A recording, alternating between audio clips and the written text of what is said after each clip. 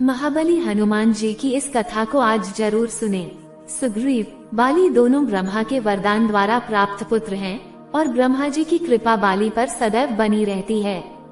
जब बाली को ब्रह्मा जी से ये वरदान प्राप्त हुआ कि जो भी उससे युद्ध करने उसके सामने आएगा उसकी आधी ताकत बाली के शरीर में चली जाएगी और इससे बाली हर युद्ध में अजेय रहेगा।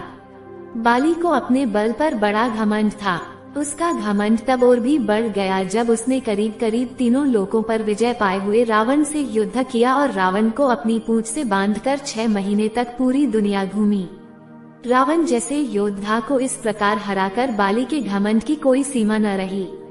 अब वो अपने आप को संसार का सबसे बड़ा योद्धा समझने लगा था और यही उसकी सबसे बड़ी भूल हुई।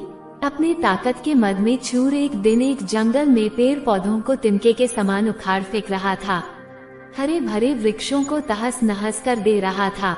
अमृत समान जल के सरोवरों को मिट्टी से मिलाकर कीचड़ कर दे रहा था।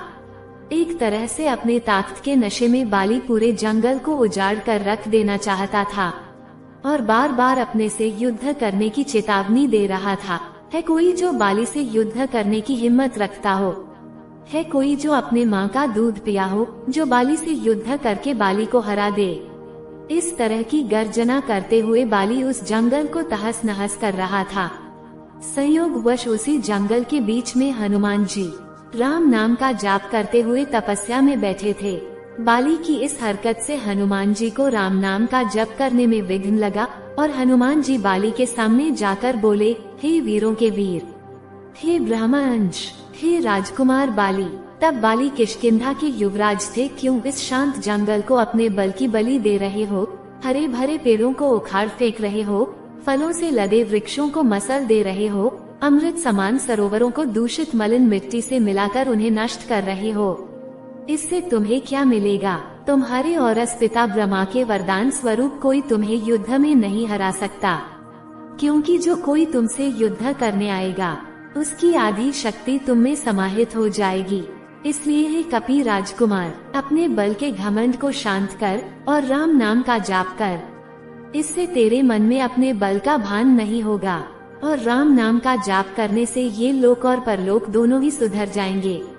इतना सुनते ही बाली अपने बल के मदचूर हनुमान जी से बोला, ऐ तुच्छ वानर, तू हमें शिक्षा दे रहा है राजकुमार बाली को, जिसने विश्व के सभी योद्धाओं को धूल चटाई है और जिसके एक हुंकार से बड़ा पर्वत भी खंड खंड हो जाता है।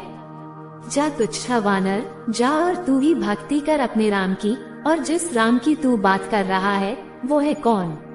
केवल तू ही जानता है राम के बारे में। मैंने आज तक किसी के मुंह से ये नाम नहीं सुना और तू मुझे राम नाम जपने की शिक्षा दे रहा है। हनुमान जी ने कहा, प्रभु श्री राम तीनों लोकों के स्वामी हैं। उनकी महिमा अपरंपार है। ये वो सागर है जिसकी एक बूंद भी जिसे मिले वो भवसागर को पार कर जाए। बाली बोला, इतना ही महान है राम तो बुला जरा, मैं भी तो देखूं कितना बल है उसकी भुजाओं में। बाली को भगवान राम के विरुद्ध ऐसे कटु वचन हनुमान जी को क्रोध दिलाने के लिए पर्याप्त थे। हनुमान जी ने कहा, ए बल के मद में चूर बाली, तू क्या प्रभु राम को युद्ध में हराएगा? पहले उनके इस तुच्छ सेवक को युद्ध में हरा कर दिखा। बाली बोला, तब ठीक है, कल के कल नगर के बीचों बीच तेरा और मेरा युद्ध होगा। हनुमान जी ने बाली की बात मान ली। बाली ने नगर में जाकर घोषणा करवा दिया कि कल नगर के बीच हनुमान और बाली का युद्ध होगा। अगले दिन तय समय पर जब हनुमान जी बाली से युद्ध करने अपने घर से निकलने वाले थे, तभी उनके सामने ब्रह्मा जी प्रकट हुए। हनुमान जी ने ब्रह्मा जी को प्रणाम किया और बोले, हे जगत पिता, आज मुझ जैसे एक वानर के घर आपका पधारने का कारण अवश्य ही कुछ विशेष होगा। ब्रह्मा जी बोले, हे अंजनी सुत, हे शिवांश, हे पवन पुत्र, हे राम भक्त हनुमान, मेरे पुत्र बाली को उसकी उद्दंडता के लिए क्षमा कर दो और युद्ध के लिए न जाओ। ऐसी ही रोचक और ज्ञानवर्धक कथाओं को सुनने के लिए हमारे चैनल अखिलेश जिंदगी को सब्सक्राइब करके मेरे साथ जुड़े रहें। हनुमान जी ने कहा, हे प्रभु, बाली ने मेरे बारे में कहा होता तो मैं उसे क्षमा कर देता, परंतु उसने मेरे आराध्य श्री राम के बारे में कहा है जिसे मैं सहन नहीं कर सकता। बाली ने मुझे युद्ध के लिए चुनौती दी है, जिसे मुझे स्वीकार करना ही होगा, अन्यथा सारी विश्व में ये बात कही जाएगी कि हनुमान काया है जो ललकारने पर युद्ध करने इसलिए नहीं जाता है क्योंकि एक बलवान योद्धा उसे ललकार रहा है। तब कुछ सोचकर ब्रह्मा जी ने कहा, ठीक है हनुमान जी, पर आप अपने साथ अपनी समस्त शक्तियों को साथ न लेकर जाएं, केवल 10वां भाग का बल लेकर जाएं। बाकी बल को योग द्वारा अपने आराध्य के चरणों में रख दे तथा युद्ध से आने के उपरांत फिर से उन्हें ग्रहण कर लें। हनुमान जी ने ब्रह्मा जी का मान रखते हुए वैसे ही किया और बाली से युद्ध करने घर से निकल गए। बाली नगर के बीच में एक जगह को अखाड़े में बदल दिया था और हनुमान जी से युद्ध करने को व्याकुल होकर बार बार हनुमान जी को ललकार रहा था। पूरा नगर इस अद्भुत और 2 महायोद्धाओं के युद्ध को देखने के लिए जमा था। हनुमान जी जैसे ही युद्ध स्थल पर पहुँचे, बाली ने हनुमान को अखाड़े में आने के लिए ललकारा। ललकार सुनकर जैसे ही हनुमान जी ने एक पांव अखाड़े में रखा, उनकी आधी शक्ति बाली में चली गई। बाली में जैसे ही हनुमान जी की आधी शक्ति समाई, बाली के शरीर में बदलाव आने लगे।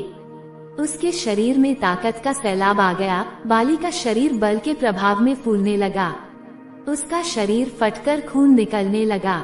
बाली को कुछ समझ नहीं आ रहा था। तभी ब्रह्मा जी बाली के पास प्रकट हुए और बाली को कहा, पुत्र, जितना जल्दी हो सके यहाँ से दूर, अति दूर चले जाओ। बाली को इस समय कुछ समझ नहीं आ रहा। उसने ब्रह्मा जी की बात को सुना और सरपट दौड़ लगा दी।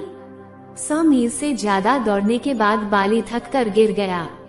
कुछ देर बाद जब होश आया तो अपने सामने ब्रह्मा जी को देखकर बोला, ये सब क्या है?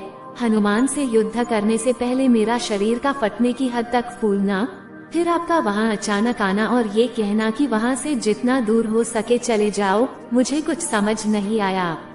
ब्रह्मा जी बोले, पुत्र, जब तुम्हारे सामने हनुमान जी आए तो उनका आधा बल तुम में समा गया, तब तुम्हें कैसा लगा? बाली बोला, मुझे ऐसा लगा जैसे मेरे शरीर में शक्ति की सागर लहरें ले रहा है। ऐसे लगा जैसे इस समस्त संसार में मेरे तेज का सामना कोई नहीं कर सकता। पर साथ ही साथ ऐसा लग रहा था जैसे मेरा शरीर अभी फट पड़ेगा। ब्रह्मा जो बोले, हे बाली, मैंने हनुमान जी को उनके बल का केवल 10वां भाग ही लेकर तुमसे युद्ध करने को कहा, पर तुम तो उनके 10वें भाग के आधे बल को भी नहीं संभाल सके। सोचो, यदि हनुमान जी अपने समस्त बल के साथ तुमसे युद्ध करने आते तो उनके आधे बल से तुम उसी समय फट जाते जब वे तुमसे युद्ध करने को घर से निकलते। इतना सुनकर बाली पसीना पसीना हो गया और कुछ देर सोचकर बोला, प्रभु, यदि हनुमान जी के पास इतनी शक्तियां हैं तो वो इसका उपयोग कहाँ करेंगे? ब्रह्मा जी ने कहा, हनुमान जी कभी भी अपने पूरे बल का प्रयोग नहीं कर पाएंगे, क्योंकि ये पूरी सृष्टि भी उनके बल के 10वें भाग को नहीं सह सकती। ये सुनकर बाली ने वहीं से हनुमान जी को दंडवत प्रणाम किया और बोला, जो हनुमान जी जिनके पास अथाह बल होते हुए भी शांत और राम भजन गाते रहते हैं, और एक मैं हूँ जो उनके एक बाल के बराबर भी नहीं हूँ और उनको ललकार रहा था, मुझे क्षमा करें। आत्मग्लानि से भरकर बाली ने राम भगवान का तप किया और अपने मोक्ष का मार्ग उन्हीं से प्राप्त किया। मित्रों, प्रेम से बोलो महाबली हनुमान की जय।